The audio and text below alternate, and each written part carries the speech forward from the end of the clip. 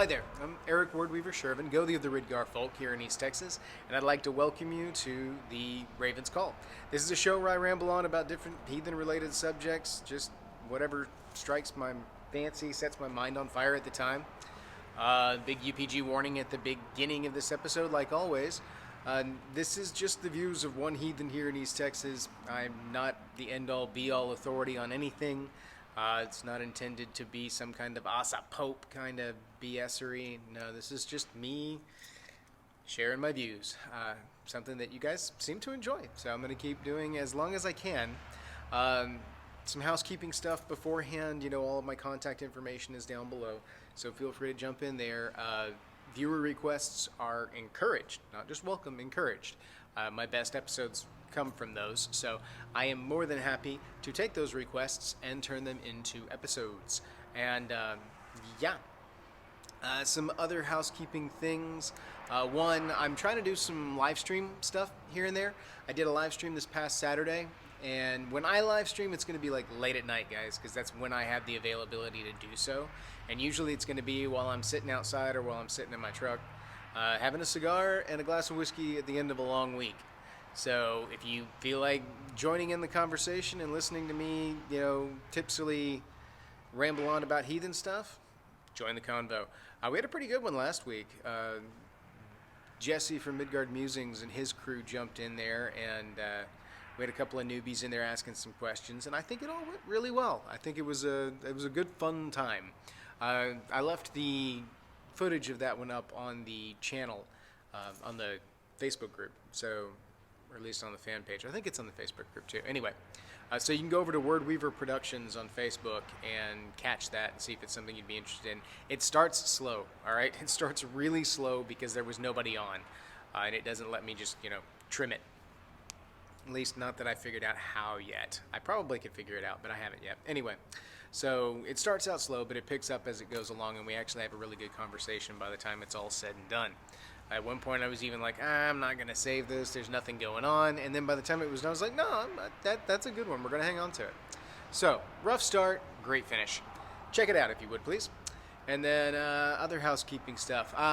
Came to my attention through a viewer who shall remain anonymous for obvious reasons, that there was some kind of background noise going on about how I'm Theodish. It's news to me. No, I'm not Theodish, guys. I know that I have some similarities with Theodish belief, but Theodish belief has got some very specific stuff that doesn't jive with my tribe's worldview. And so while we have some similarities in the way that we view things, we're not Theodish.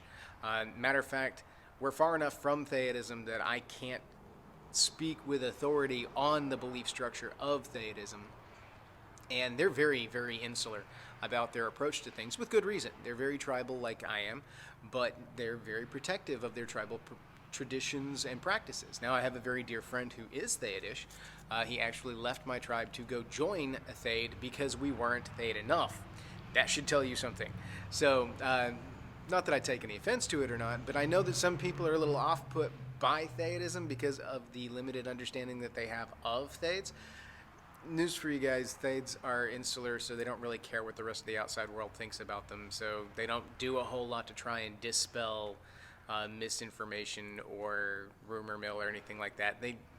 If it's not affecting them and theirs, they don't really care that much, from what I can tell, at least from what I gather from my dear friend. So, but yeah, I've been accused of being Theodish adjacent before, and while I still find that humorous, it's not entirely inaccurate. We do share some viewpoints, but I have some that differ very wildly from traditional Theodish views.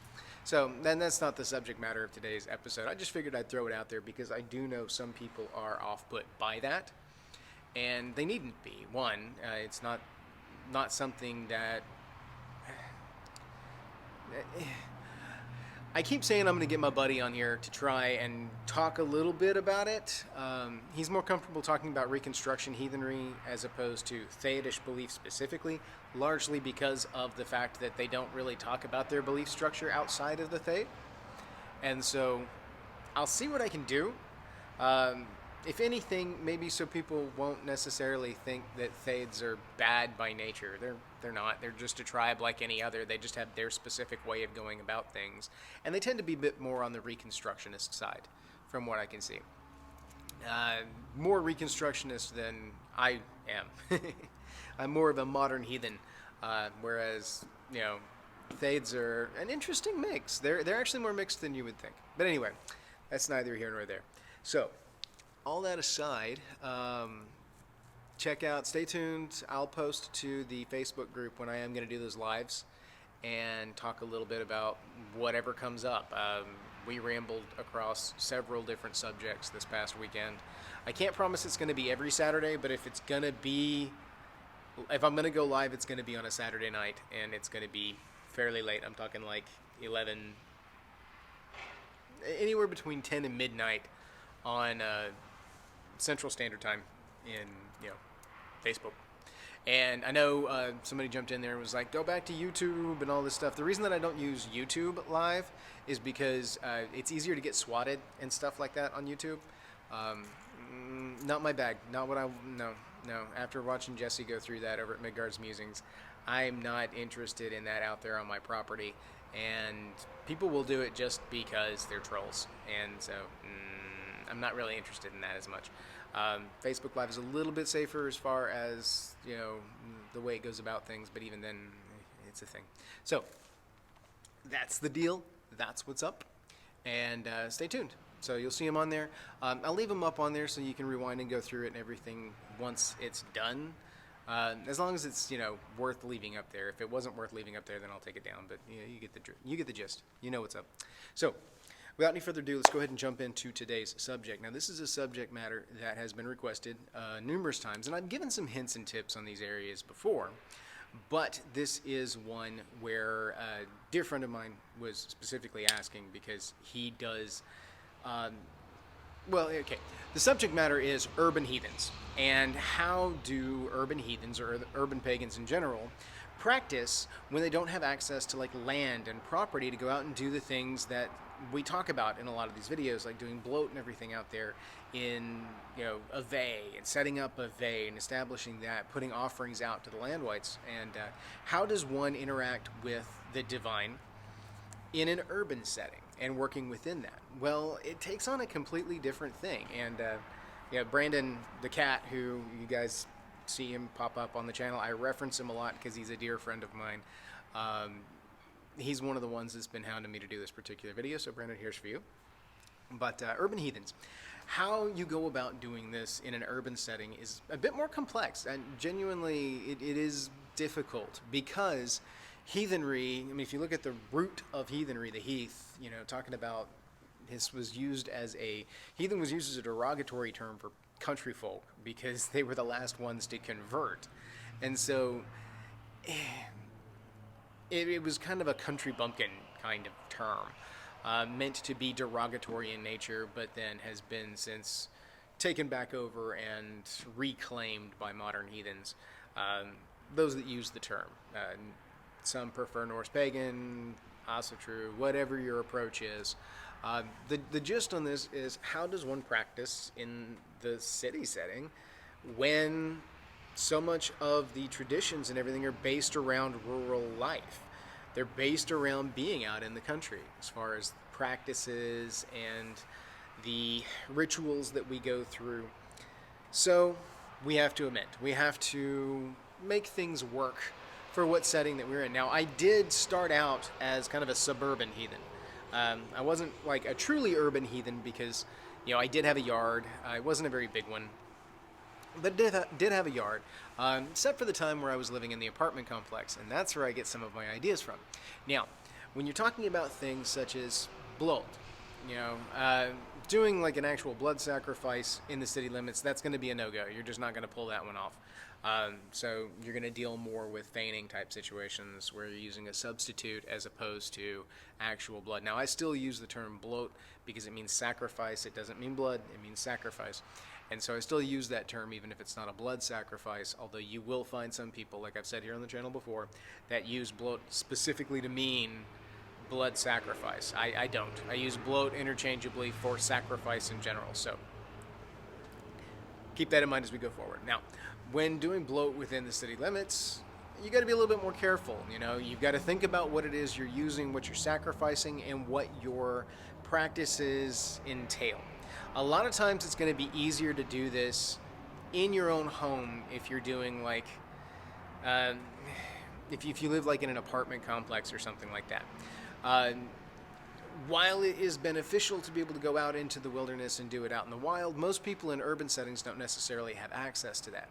You have access to things like public parks and whatnot, but realistically speaking, and this is speaking from experience, it's very, very difficult to pull off a deep ritual where you are actually getting something done, where you're not distracted by the surroundings. It's difficult to do that in a public setting when there's people walking in and out and dogs and kids running and everything, and then you're not wholly there in that mental state when you're having to worry about things like, who's watching, what are they saying, are they going to call the cops on us, are we going to be accosted as devil worshippers because, some local activist group is going to get out here and go nuts. And that stuff happens. That stuff very much happens depending on where you are and who you're interacting with. So, it depends heavily on your setting. If you've got an area where you've got like a public park that you can rent camping spaces at, those can be effective ways to get out and do that. If you got like a state park nearby that does campgrounds and whatnot, you can rent a fairly secluded camp zone and do your rituals out there. Just kind of scout it out, make sure that you've got an idea of your privacy before you get started. Figure out what your local laws and restrictions are regarding open flames and things like that if you wanted to use fire within your ritual setting. Now, certain burn bans will bend on the use of open flame outdoors for religious purposes, but if you're under a burn ban, it's usually better to go ahead and come up with a different avenue of sacrifice than burning offerings, just simply out of respect for the Vatir that are around you. Yes, you could probably, under the law of the land, make an argument for religious exemption on utilizing this flame for a ritual, but is it really the best choice with regards to respect for the Vatir and the land around you? Because even though you may have it contained, you may be doing everything that you feel like you're supposed to do, one errant pop, spark, whatever, can set an entire area on fire, especially when you're dealing with places like state parks where there's going to be larger tracts of unaltered land where if something catches, it's going to go, and it's going to go bad. So I don't recommend utilizing open flame at a park unless it's the right time of year, it's the right conditions, things like that. So just use your judgment. Use your judgment on that one. You can still do other forms of sacrifice, burying, bogging, things like that. But again, keep in mind as to what the regulations in your area are so that you don't end up getting in trouble in the process of doing this, because that will taint your ritual and it'll be less effective because, one, you're worried the whole time about whether or not you're about to be caught, and two, if you do get caught and interrupted, it's going to be a thing. Plus, a lot of those regulations are there for the protection of that environment and that ecosystem, so it's important to respect that because there's a reason behind those regulations being there. You don't want to flout that regulation to do a ritual and then end up doing harm to the local ecosystem, because that's neither going to bring honor to you nor the gods, nor is it going to help out the local Vatir. So, keep those things in mind. Now, a lot of times what people will do when they're worried about whether or not they can, burn, bog, or bury, they will utilize, like the mead and pour the mead out to the ground. And that's still a perfectly viable way to go about this ritual. Give the offering of the mead, pour the mead into the ground, and then it is absorbed by the earth, and it goes through the permeable membrane, the whole 9 yards, the destruction process, no longer usable. It covers the bases, and liquids serve a perfect conduit for these kind of energies. So that's an excellent way to kind of get past a lot of that and still be able to stay within the good on local regulations and get yourself kind of out of trouble, as it were. Now, if you're dealing within the home, it's a different situation because, like I said, that's only if you've got access to public parks, state parks, things like that. It's different if you're talking about like a walking park or something like that. I do not recommend using those for rituals. You will be interrupted. You won't be able to get to that altered state of mind necessary to access the divine. You're always going to be present in the moment, worried about what's going to walk through, who's going to walk through, are you going to be interrupted? I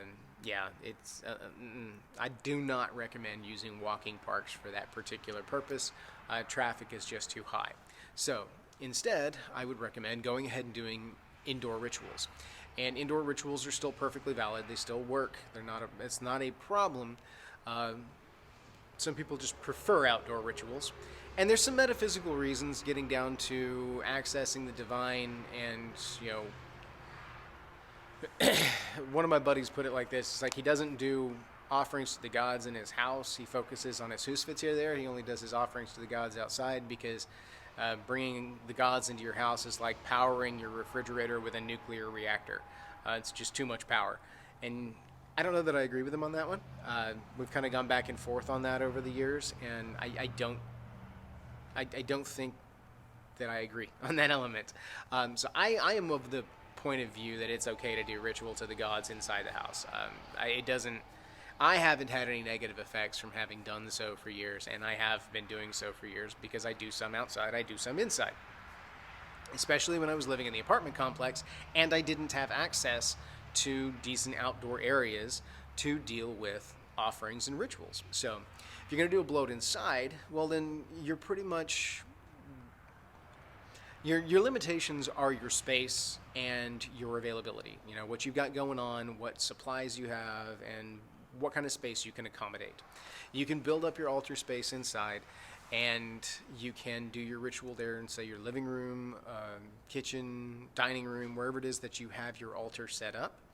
And you can make your offerings and then complete the ritual. Now, the real question that comes up a lot with urban heathens is, what do I do with my offerings once they're done? Like, if I put an offering plate out of food, I can't necessarily give it out to, I can't go out and put it in the parking lot. What do I do with it? Well, there's a couple of different things here. One, as far as food offerings go, I do not recommend doing food offerings in an urban setting unless you do have a way of dealing with that particular scenario. Because the idea behind a food offering, when you do a food offering, say for the divine or for the ancestors of the Vaetirs, that you put it out for the Vaetir to carry off.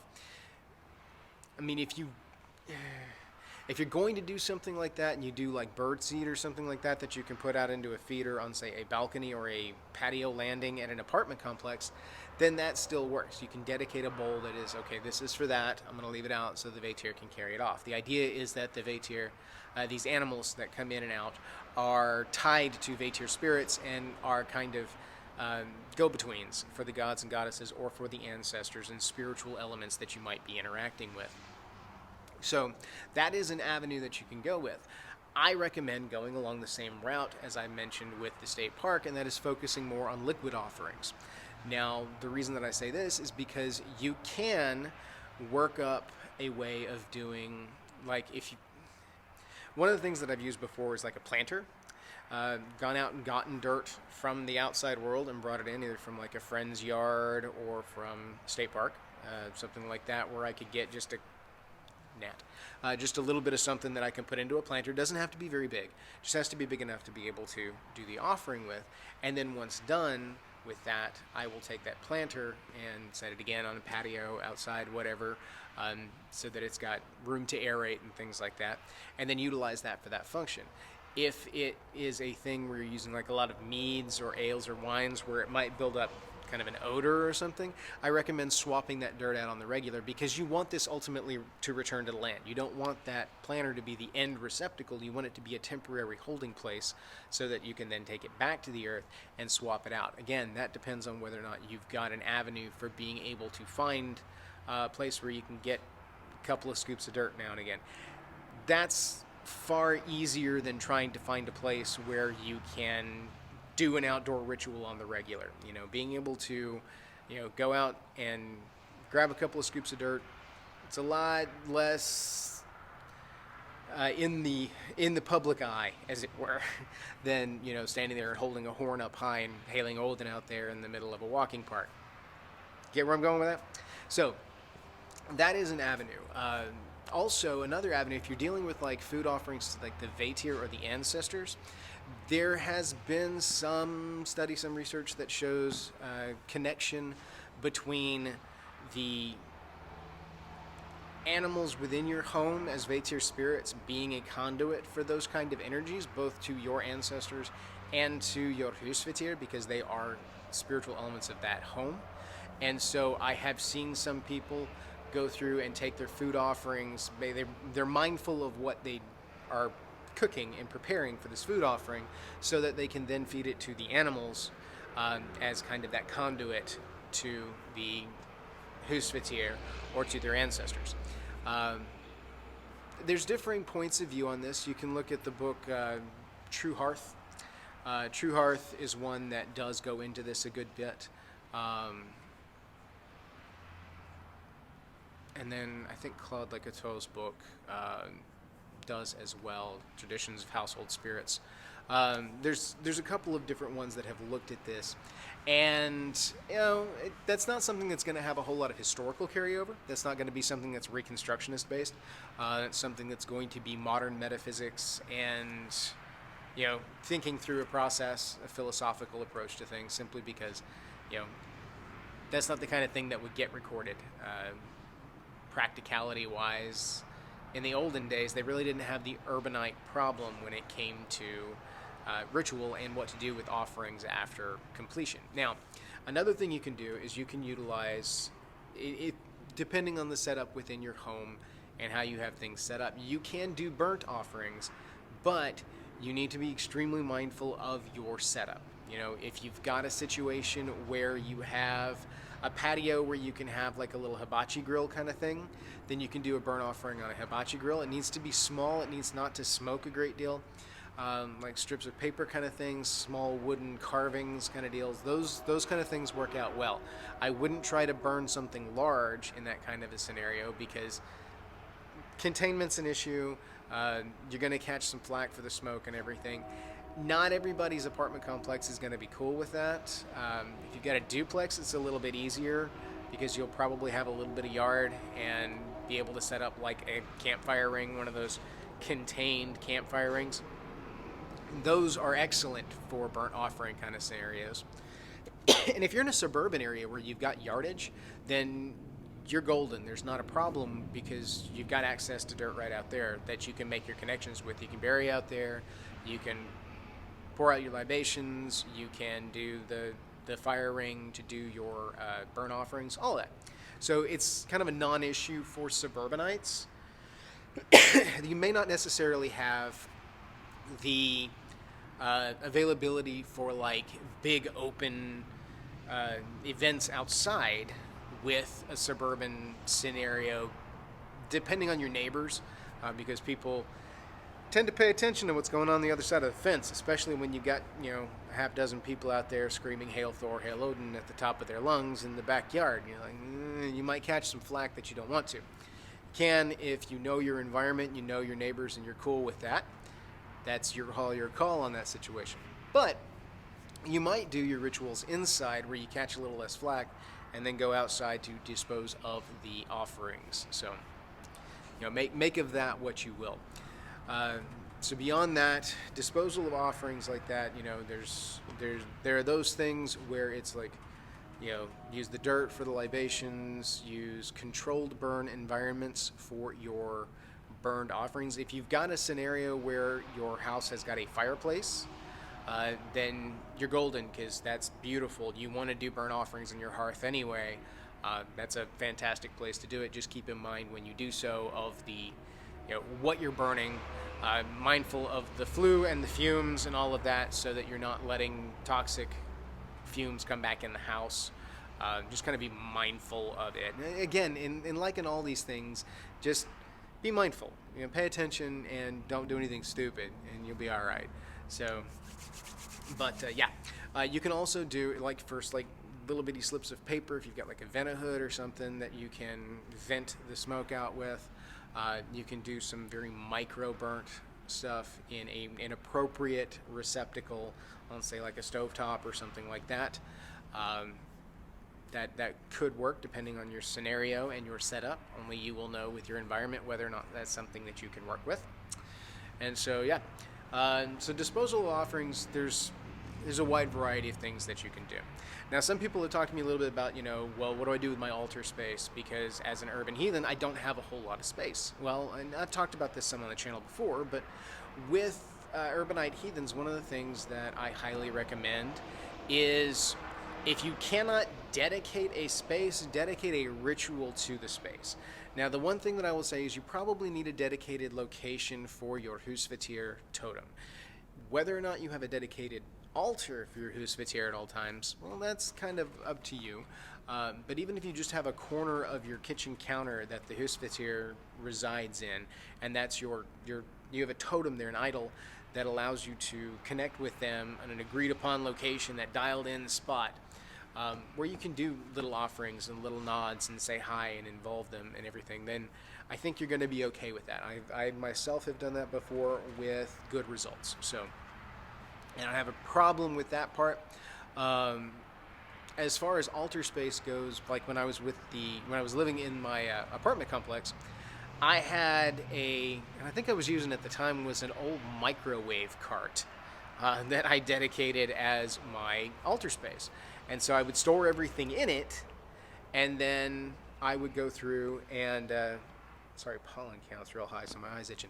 I would go through and I would pull everything out, set it up, do the ritual, and then I would go on about my business and break it all back down. And I made a ritual out of the setup, the dedication of the space, and then I would go through, do my ritual and wrap it up. And I used the same altar space if I was working with the divine or the spiritual. I didn't differentiate in that instance. Now, as I've got more space, I do differentiate my working spaces, and I've got two spiritual altars, because I've got one for my husvitir, and then I've got one for my ancestors. And then I've got dedicated spaces for working with the sacred, with the divine, with the gods.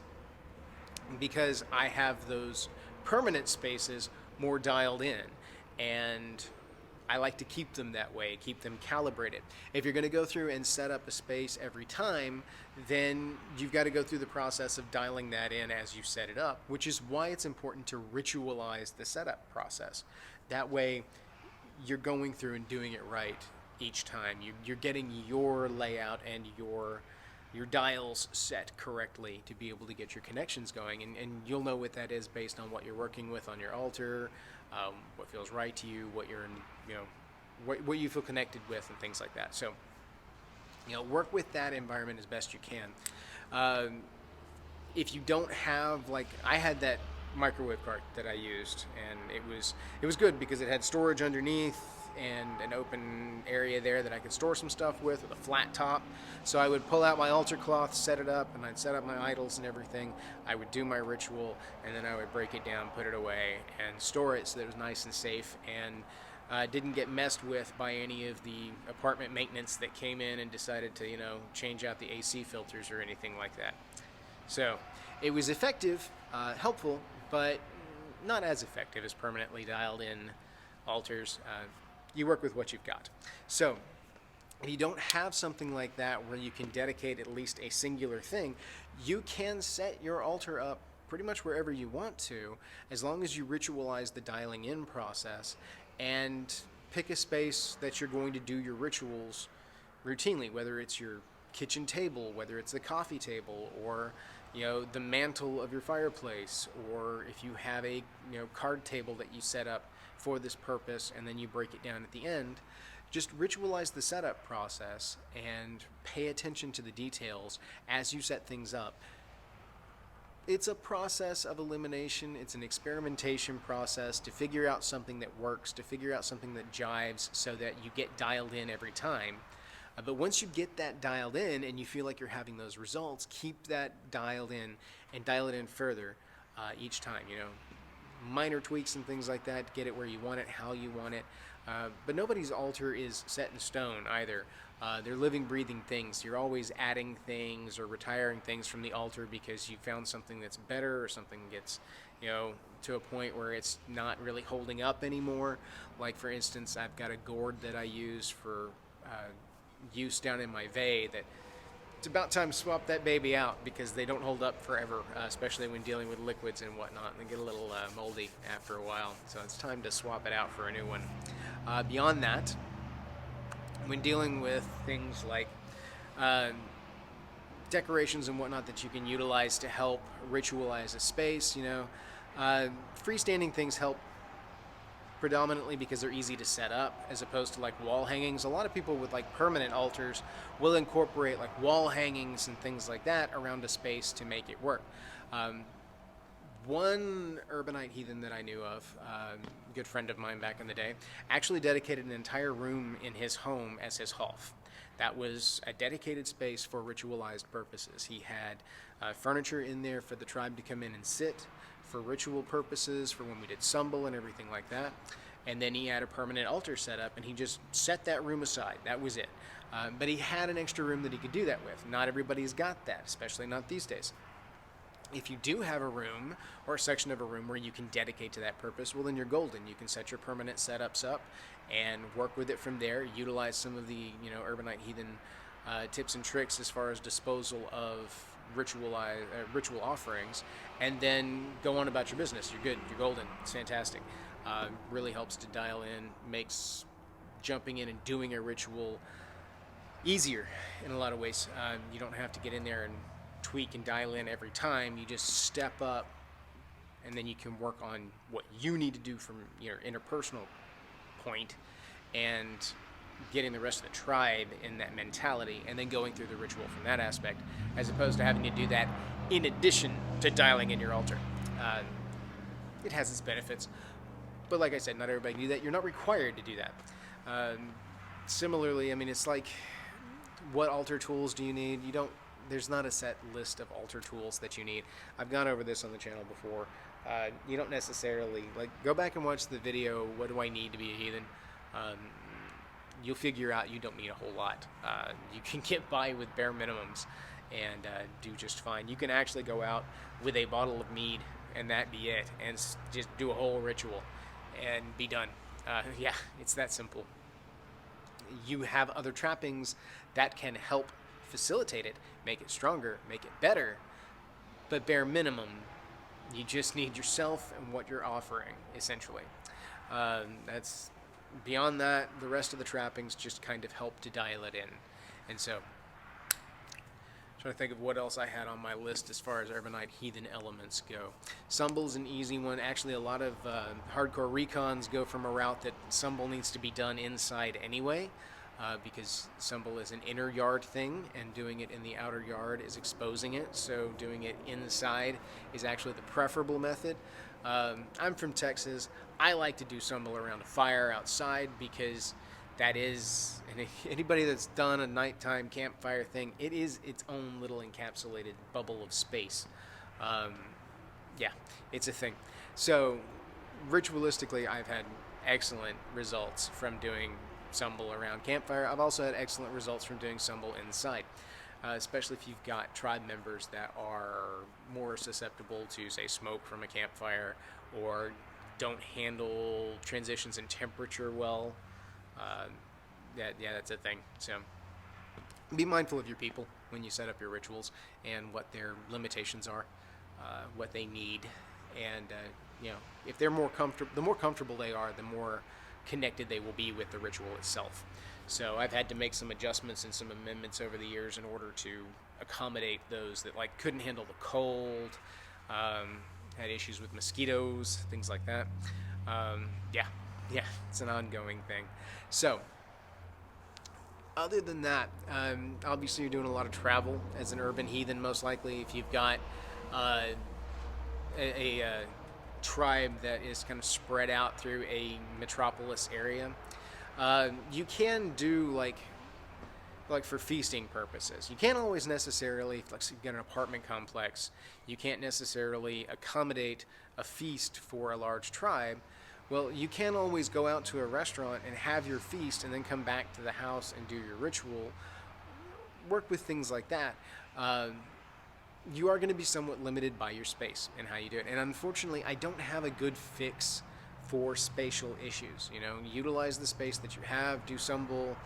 Like I've done Sumble in my living room with people sitting on couches and chairs going around, and then me with a camp chair sitting in front going, all right, here we go. All this in my living room because I don't necessarily have dedicated benches and a space to do Sumble indoors. It's not necessarily there's no set rule on how you go about the seating arrangement and everything on that. So you got to work with your space and work with what you've got. And then don't be afraid to mix and match. Camp chairs next to a couch are perfectly fine for ritual. Been there, done that many a time. Still do it. Will probably do it at my next festival, simply because I don't have enough seating in my living room to accommodate the entire tribe and still do Sumble. So, but the big rituals you're looking at are Sumble and Bloat anyway. So the big thing there with the only thing you really have an issue with on Bloat within an urban setting is like if you're trying to do Bloat to the Vatir, but honestly speaking, you're in an urban setting, so there's not a lot of offerings to the Vatir that you're going to be giving as far as trying to like in a rural setting, you'd be doing Bloat to the Vatir to help with their protection for your crops and for your property and things like that. In an urban setting, it's more of a personal interaction kind of thing. Like I knew somebody who would carry around birdseed with them all the time and would give offerings out to like the grackles and the pigeons and stuff like that when we were out and about, so that they could kind of build a relationship with the animals of their surrounding area. And that's an avenue that you can go, breadcrumbs, things like that, depending on what wildlife you have in the area, and again, city ordinances and things like that. But you got to be mindful too. You don't necessarily want to set stuff out, food offerings and whatnot, on your patio if you've got like issues with raccoons in the area and they may cause trouble, or if you've got bug issues. Bug issues are a big thing, and that's probably one of the biggest issues that I see with urban heathens and food offerings, is trying to dispose of them in such a way that they don't bring in a bunch of insects. And so that's why I try to kind of stay away from food offerings. There's just not a fantastic way to handle that. There's some decent ways, but there's not a fantastic way. The big thing is you've just got to be creative and work within that, and then do some exploring and some experimenting to see what works for you. So as far as like one of the modern things with urban heathens that I've seen is this push towards digital interface. I am never going to be one that's okay with doing ritual over the internet. It's just not. I have said it on the channel before. I don't feel like you can do an effective ritual via the internet. I don't. There is a proximity that is necessary. Those energies do not resonate across the internet. It doesn't work that way. They need to be in the same space and gelling. They need to be in the well together. So if you're going to be giving of yourself, you can do concurrent rituals at different locations, but it's not one ritual. It's two separate rituals happening at the same time that you may jive up. But and I've done that before, but not with not with like video and stuff going, because I don't. My rituals are an enclosed thing. Like with my Vey, I don't allow video of anything going on in the Vey when we're in there. There's no windows to the outside from our inner rituals like that. I don't accommodate that. It breaks that boundary.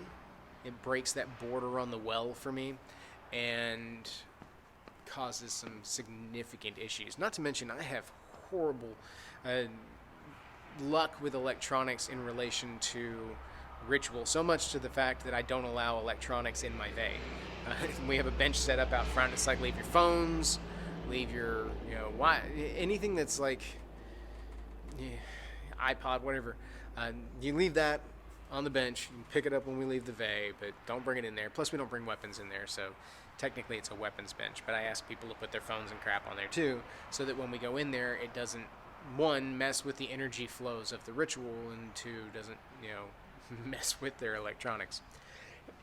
I've lost entire footage of rituals that we've done back in the early days when I came to the decision that we weren't going to videotape rituals because of that. Yeah, they just gone, absolutely gone, disappeared. Yeah, filmed like 30 minutes on a ritual and it was just gone, like it never existed. So yeah, crazy stuff. So hence, I don't do electronics in my rituals. But from an urban standpoint, I see some people that are like, well, we're going to do ritual over Skype. You guys do your thing, we do our thing. Yeah, that doesn't work. It doesn't work that way. You can do your ritual, they can do their ritual. I don't recommend the Skype thing, be like, hey, look, at 6 o'clock you do your ritual. At 6 o'clock we'll do our ritual, and then we can get on the horn afterwards and discuss how it went and things like that. But, the idea of doing the rituals together is to have those energies resonate and to share that energy. And you can only do that in vicinity of one another. That doesn't translate across the lines. It's not gonna. You're not gonna get a port of their energies across the internet. It just doesn't work that way. So that's an element of urban heathenry that doesn't jive with me. I'm not on board with the whole digital ritual thing. So beyond that. I think I've hit everything on my list so far, and we're getting up on there in time, so I'm going to go ahead and wrap this one up. Let me know if you guys have any questions. Feel free to jump in the comments below, jump in the Facebook group. Let me know if there's some specific scenarios that you've been dealing with as an urban heathen that you'd like some input on, or if you've got some tips and tricks for other urban heathens and how they may approach things within their space, use of incenses, use of, what's your preferred receptacle for doing like a burned offering in an inside setting, what kind of things have you done for ventilation purposes, do you have some tips and tricks with regards to disposal of certain types of offerings, because you don't want to do an offering to your ancestors of, meat and potatoes and then throw it in the trash. That's not respectful. That kind of taints the offering. You don't want to do it that way if you can help it. So, and so much is based on your specific location and what you have access to, because just because you're an urban heathen doesn't mean you don't have access to a plot of land where you can go out and do this, where you can like do your ritual in the house and then carry this and leave it for the fates here. You may have an abandoned lot nearby. You may have any number of things where you could do this. You may not. I don't know. It depends. So give me some feedback. Let me know what you guys think. Give the folks some tips and tricks that you've come across, and let's get a conversation going. See where it goes from there. In the meantime, thank you all. Appreciate you showing up. And stay tuned. Look out for those live streams, and we'll see where they go. See if this is a thing that takes off. I make no promises at this point. I'm going to toy with it, see if it's fun, see if it's something that people like, if people actually show up. And if they do, then hey, I'll keep doing it as I can. And if not, then we let it go into the annals, and I use that time to watch anime instead. So, hey, whatever works. Thank you all. Hail. May your hearth fires burn bright.